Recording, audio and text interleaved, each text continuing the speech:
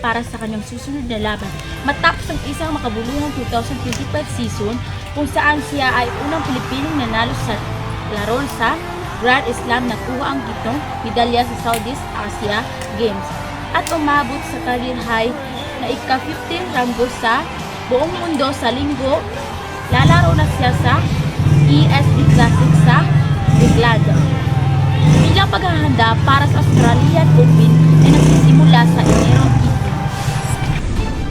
18. Magandang umaga sa inyo lahat. Ako nga pala si Arhamay Samin.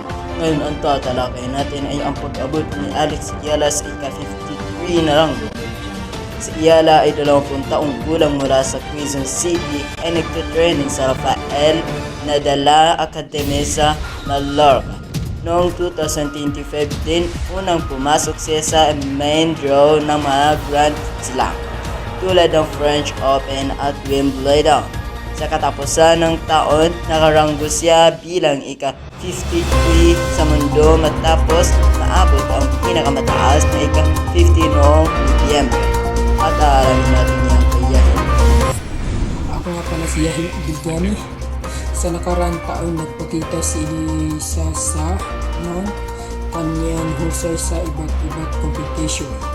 Noong September, naging kasaysayan siya matapos talunin si Clara Tausa ika-14 sa unang yugto ng Oaks Open. Itong ang kauna-unahang panalo ng isang Pilipino sa Grand Slam match sa Open area. Kahit natalo siya sa ikalawang yugtong laban kay Franz Magna, buksan ang tagumpay na niya ang malaking hakbang para sa lokal na teknis. Mga balita at tutusin Alex Eala.